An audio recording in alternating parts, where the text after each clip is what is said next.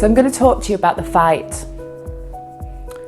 for yourself, the fight for you to live the life that you've always dreamed of. I want to know how you respond to life. It's generally one of two ways. So do you play it small? Do you diminish yourself? Do you run? Do you hide? Do you escape? Do you dig your head in the sand? Or do you expand yourself? Do you fight, openly fight, get angry, get aggressive, control people, push? This is called the battle of the ego or the lower self. The aim here is to stay safe and secure, and so you do one of two things. It's driven from fear, that horrible stuff that sits inside our stomachs and drives our behaviour, sending signals to our brain. It's all about the accusations again that come from the mind, that we're just not good enough in some way.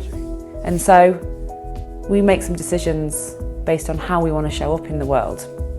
But what I want you to know is that there is a bigger, more life-affirming battle to be had. This is the battle for your nobility, for your authenticness. It's about the heart and the head working together, not in a way that's conflicting in any way. It's not the head versus the heart. It's about unity. It's about the intellect versus intuition. So from the learnings that we know that university of life that we've lived in, the old stories, versus the new signals that are coming through from our intuition, from our gut, that's saying, go right. No, and you always go left, but go right. Do you know what I'm talking about? It's about moving away from the status quo, from what everyone else has done in your family.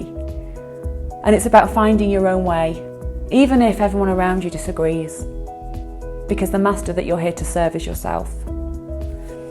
So will you fight for your true self? Will you pick up your sword? Will you slay the things that keep you stuck?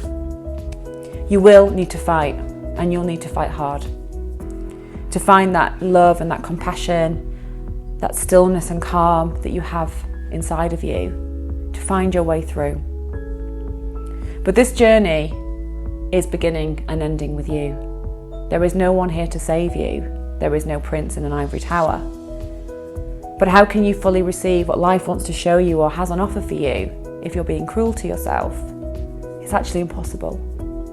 And so the fight changes. Some days it looks very different to others.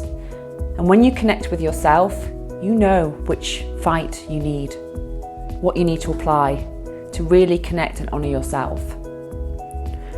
So will you use your voice for yourself, for the things that you love? Will you listen to it?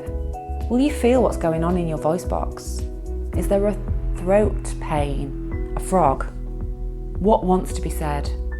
Will you speak those words? Will you fight to create your own inner sanctuary so that you can hear the calling of your inner self? Will you stop responding with such a knee-jerk as if your life depended on it, to emails, to messages? Will you just stop that, just for a bit? Will you reconnect? Will you find the truth of your mission in life? Will you speak the words that will set you free? Will you risk being rejected?